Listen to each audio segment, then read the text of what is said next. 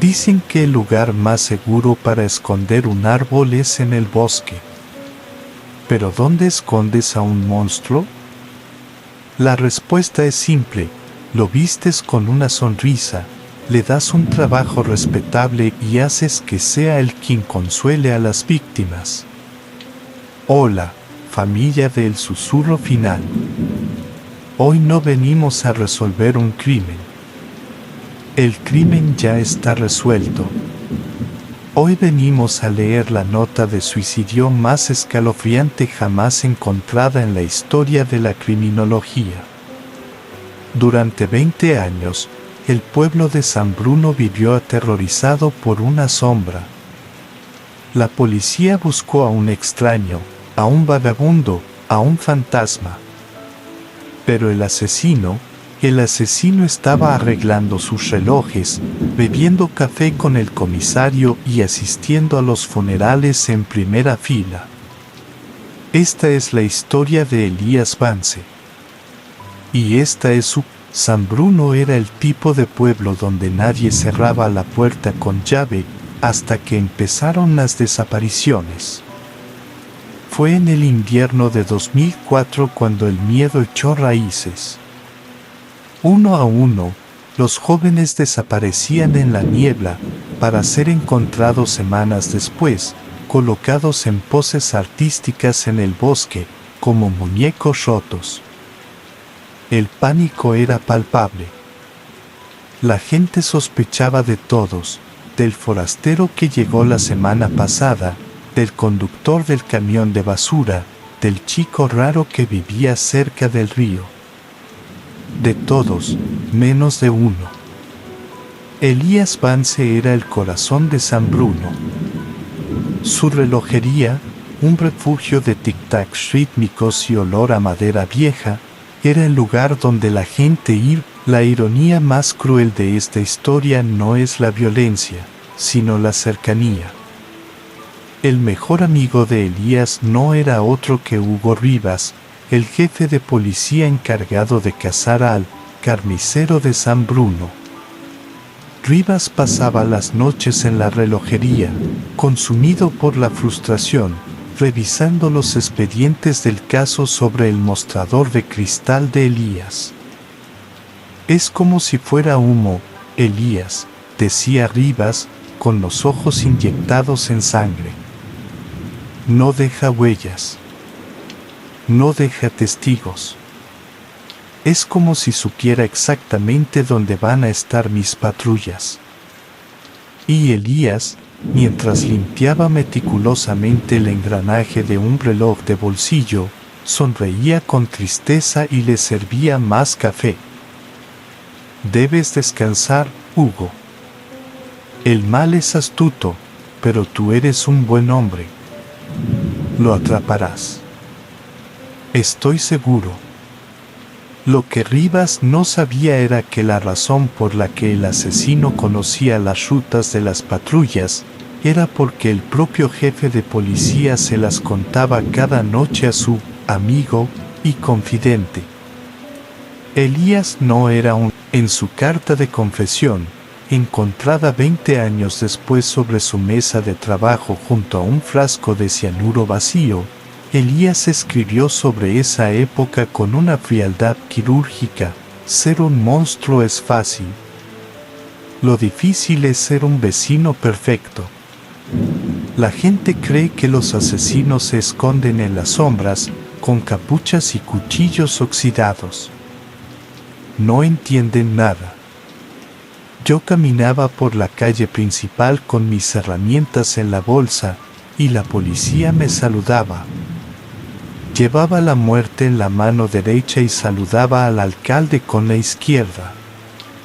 Nadie me paraba porque nadie quería creer que el amable relojero pudiera romper algo más que un muelle real. Mi disfraz no era una máscara, era mi reputación. Y nadie, absolutamente nadie, cuestiona a un hombre que siempre llega a tiempo. Para el resto del mundo, El sótano de Elías Vance era un almacén de piezas oxidadas y madera de leña. Pero detrás de la estantería falsa existía un santuario. Elías no bajaba allí para destruir, bajaba para corregir. En su mente retorcida, pero matemáticamente perfecta, los seres humanos eran simplemente relojes defectuosos. Máquinas biológicas que hacían ruido, que mentían, que llegaban tarde, que causaban caos. Su obsesión no era la muerte, era la quietud. En su carta, describió este lugar como el taller del silencio. Ustedes ven un cadáver, escribió con su caligrafía elegante. Yo veo, su proceso de selección no era aleatorio. Elías elegía a aquellos que él consideraba fuera de tiempo. La hija del panadero, Lucía, fue su tercera víctima. Una chica ruidosa, caótica, llena de vida desordenada. Para Elías, ella era un engranaje que chirriaba en la maquinaria tranquila de San Bruno. No la secuestró con violencia. Simplemente le ofreció llevarla a casa en una noche de lluvia. Ella subió al coche del amable señor Vance, sin dudarlo. ¿Por qué tendría miedo del hombre que le regalaba piruletas de niña? Lo que ocurrió en ese sótano no fue una tortura en el sentido tradicional. Elías no quería dolor, el dolor es desordenado. Él quería paz. Usaba cloroformo, dosis precisas de sedantes. Y luego, cuando encontraron a Lucía 3 días después, sentada en un banco del parque mirando al lago, parecía estar durmiendo. No había sangre. No había signos de lucha. Solo una serenidad antinatural. El inspector Hugo Rivas estaba al borde del colapso. Es un psicópata, Elías, le dijo Rivas una tarde, golpeando la mesa de la comisaría. Los deja así, como si fueran trofeos. ¿Qué clase de monstruo cuida tanto a alguien que va a matar? Elías miró la foto de su propia obra, asintiendo gravemente. Quizás no es odio, Hugo, respondió Elías con esa voz calmada que hipnotizaba. Quizás el asesino cree que los está salvando de algo. Fíjate en las manos. Están cruzadas perfectamente. Busca a alguien meticuloso. Alguien que valore el oro. Para Elías, San Bruno era un proyecto a largo plazo. Cada reparación traía una calma temporal a su mente, pero el ruido del mundo siempre volvía. Necesitaba más silencio. En su diario, escribió una frase que helaría la sangre de los psiquiatras forenses años después: el mundo es un reloj roto que nadie sabe arreglar. Dios es un relojero perezoso que ha abandonado su taller. Así que me toca a mí. Yo soy el único que se preocupa por la estética del final. Cuando Hugo llora por las víctimas, llora porque se han ido. Yo sonrío porque, por fin, han llegado. Pero incluso el arquitecto más cuidadoso comete errores. Y el error de Elías no fue dejar una huella digital, ni un testigo. Su error fue la arrogancia. Empezó a disfrutar demasiado del juego con Hugo. Empezó a querer que su amigo apreciara su arte. El crimen perfecto es un mito. La física no permite que dos cuerpos interactúen sin dejar un rastro. Siempre hay un intercambio. Un pelo, una fibra, una gota de sudor. O en el caso de Elías Vance, un fragmento de su propia alma mecánica. Fue un descuido minúsculo.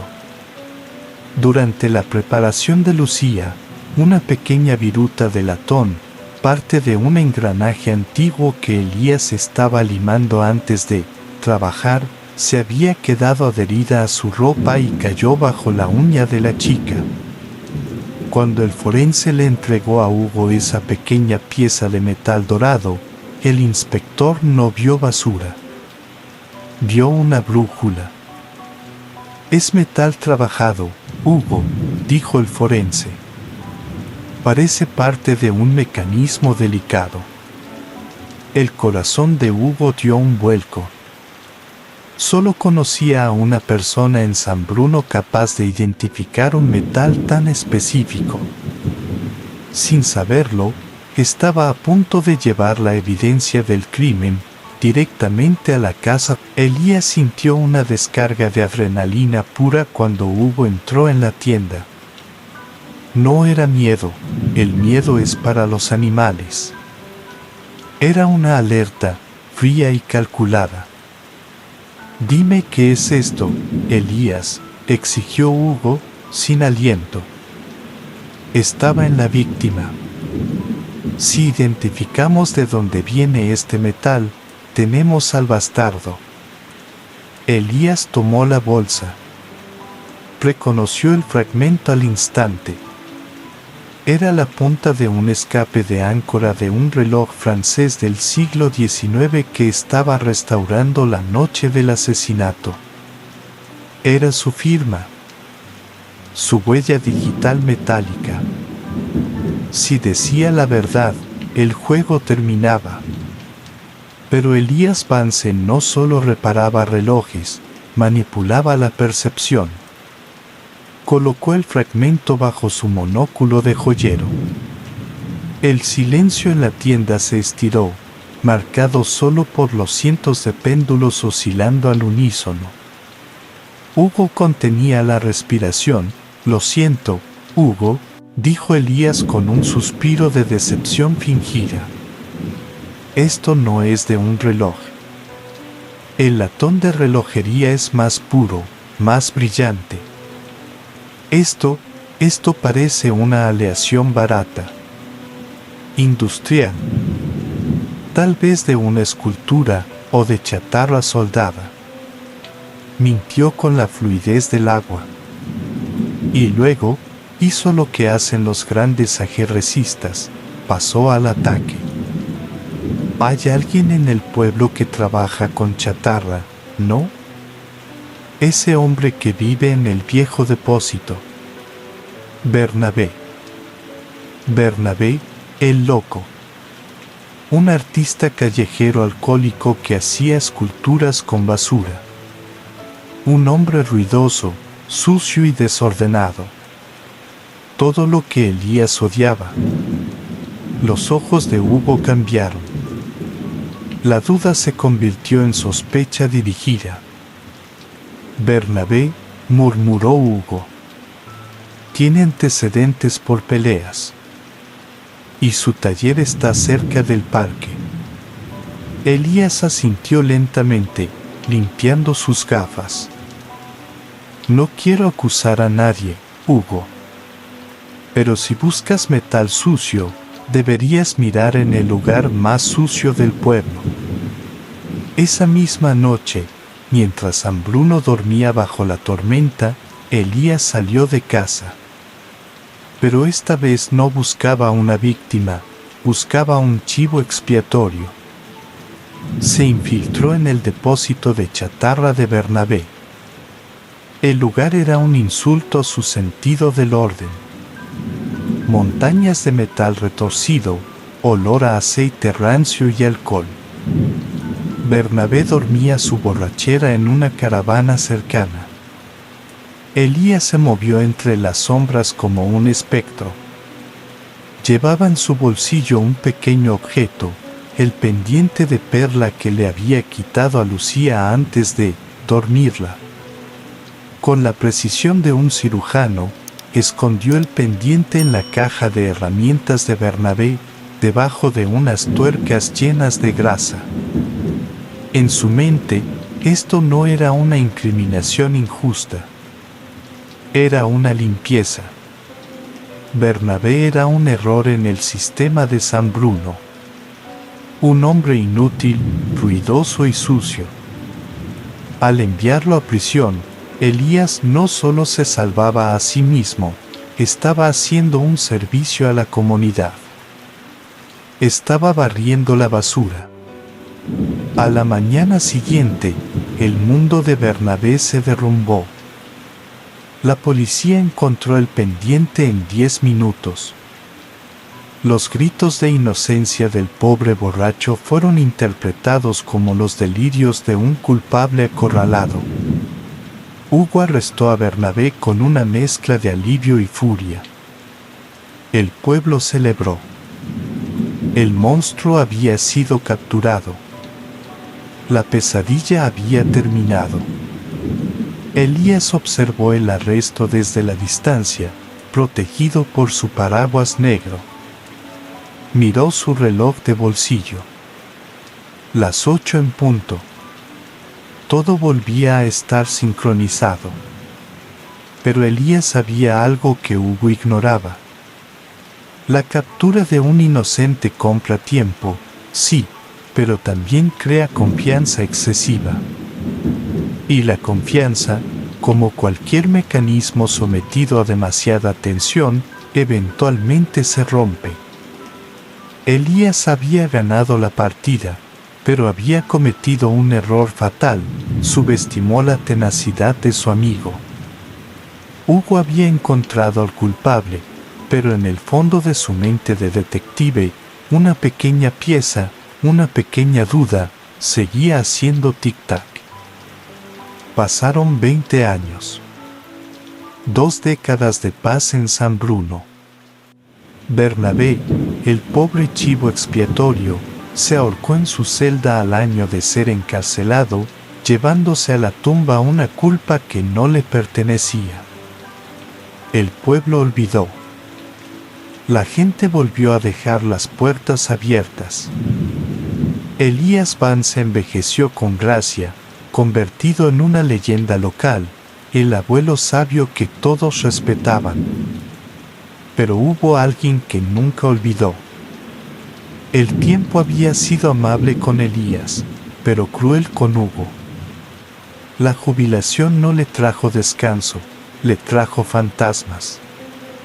Hugo pasaba sus días revisando viejos expedientes, torturado por una duda que no sabía nombrar. Algo en el caso de Bernabé nunca encajó. Era demasiado fácil. Demasiado limpio. Dicen que la verdad es hija del tiempo. Una noche de insomnio, Hugo estaba leyendo un libro sobre restauración de antigüedades que había comprado por aburrimiento. En el capítulo 3, vio una fotografía. Era una pieza de un reloj francés antiguo. El metal tenía un brillo específico, una aleación única de zinc y cobre que dejó de fabricarse en 1900. Hugo corrió a su caja fuerte y sacó la vieja bolsa de evidencia. Puso el fragmento bajo la luz. Allí estaba. Ese mismo brillo inconfundible. El aire se congeló en la habitación. Recordó la voz de Elías, suave y segura, diciéndole hace 20 años, esto es chatarra industrial, Hugo. Elías había mentido. No fue un error. No fue una confusión. El experto relojero más grande de la región había mirado una pieza de su propia especialidad y había mentido a los ojos de su mejor amigo. La revelación cayó sobre Hugo como una losa de cemento. Bernabé era inocente. Bernabé había muerto en una celda fría por culpa de Hugo. Y el verdadero monstruo le había estado sirviendo café cada domingo durante 20 años.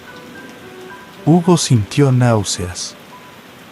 Se dio cuenta de que cada movimiento, cada pista, cada intuición que tuvo durante la investigación había sido sutilmente guiada por Elías.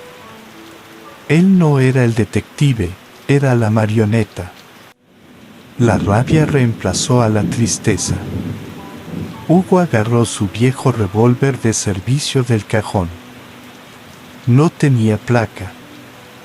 No tenía autoridad.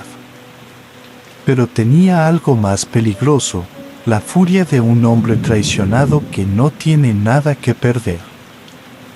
Hugo caminó bajo la lluvia hasta la relojería. Sabía que no podía arrestarlo.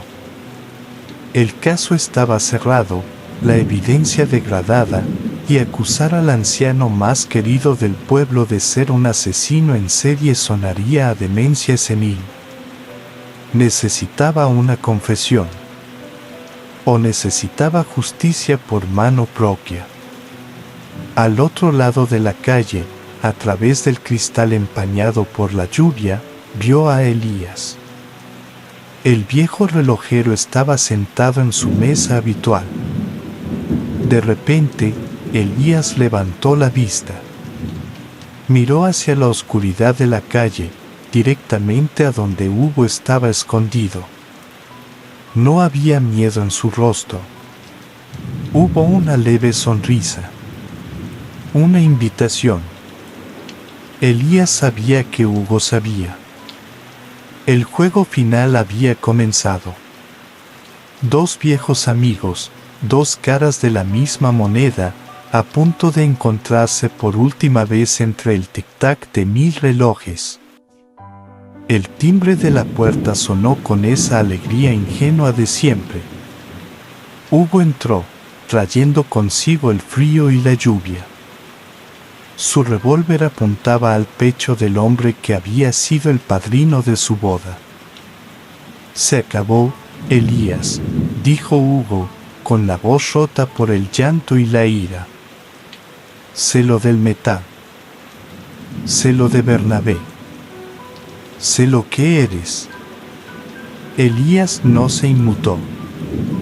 Terminó de ajustar el rubí en el mecanismo del reloj, dejó las pinzas sobre el terciopelo verde y se quitó el monóculo lentamente. Sus ojos, cansados pero brillantes, se encontraron con el cañón del arma. Entra, Hugo. Cierra la puerta, por favor. La humedad es mala para los péndulos. Hablaba como si Hugo hubiera llegado tarde a una partida de ajedrez, no a una ejecución.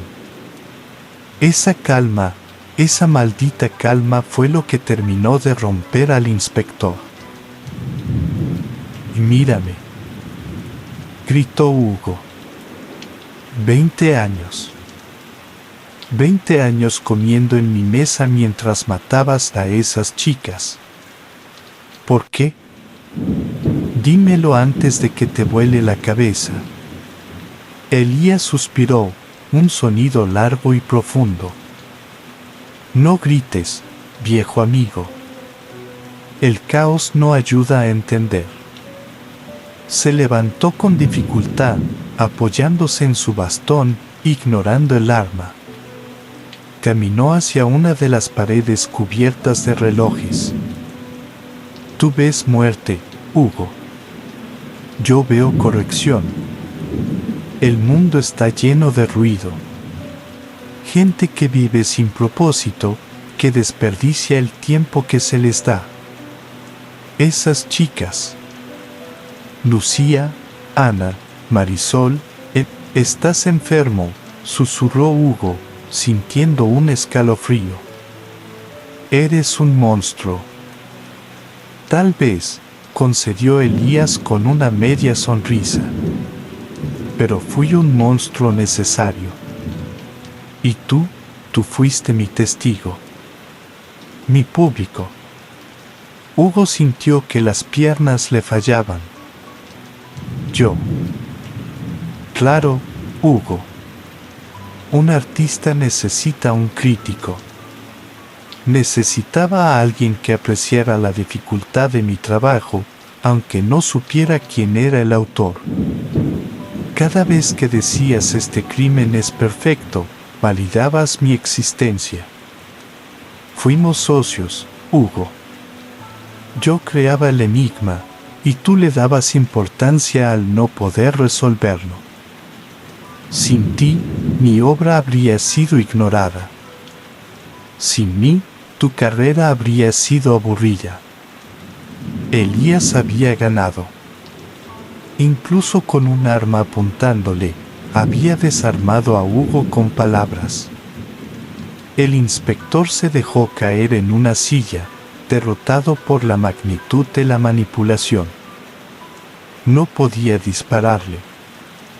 Matarlo sería demasiado fácil, demasiado rápido. Elías volvió a su escritorio. Sus movimientos eran ceremoniosos. Sacó un sobre grueso y sellado, y un pequeño frasco de cristal. No te preocupes, Hugo. No tendrás que mancharte las manos. Un buen relojero sabe cuando su propio mecanismo está a punto de fallar. Mi corazón está cansado. Y sinceramente, ya no queda nadie interesante a quien arreglar en este pueblo. Elías destapó el frasco. Un olor a almendras amargas llenó el aire estéril de la tienda. Cianuro. Esta es mi confesión completa, dijo señalando el sobre. Limpia el nombre de Bernabé. Devuélvele la paz al pueblo. Pero sobre todo, Hugo, asegúrate de que escriban bien mi nombre. Elías Vance. El arquitecto. Hugo intentó detenerlo. Quizás por instinto policial, o quizás porque quería verlo pudrirse en una celda y no escapar tan fácilmente. Pero Elías fue más rápido. O tal vez, el tiempo simplemente estaba de su lado. Bebió el veneno de un trago. Gracias por el café, viejo amigo, susurró Elías. Su cuerpo se convulsionó una vez, violentamente, y luego se desplomó sobre su mesa de trabajo, rodeado de engranajes, muelles y herramientas. El tic-tac de los relojes continuó, indiferente. El arquitecto había muerto. Pero mientras Hugo miraba el cadáver de su amigo, se dio cuenta de que la historia no terminaba ahí. Había una última postdata. Una última broma macabra que Elías había preparado. Hugo Rivas vio cómo se llevaban el cuerpo de su amigo. El cianuro había sido rápido. Elías Vance, el monstruo de San Bruno, se había ido, escapando de la justicia terrenal.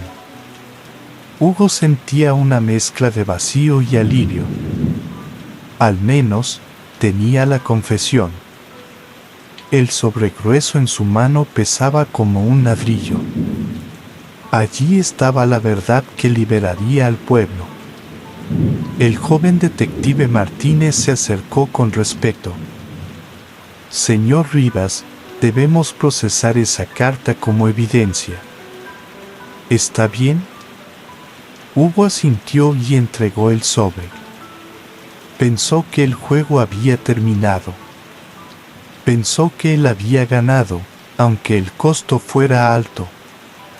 Pero Hugo olvidó la regla más importante de la relojería: si sobra una pieza al final del montaje, todo el mecanismo está mal. Y Elías. Elías nunca dejaba piezas sueltas. El detective abrió la carta. Empezó a leer en voz alta para que los oficiales escucharan, esperando una lista de crímenes. Pero a la tercera línea, su voz se detuvo. El silencio en la tienda se volvió sepulcral. Todos los ojos se giraron hacia Hugo. ¿Qué dice?, preguntó Hugo, sintiendo un nudo en el estómago. El detective levantó la vista.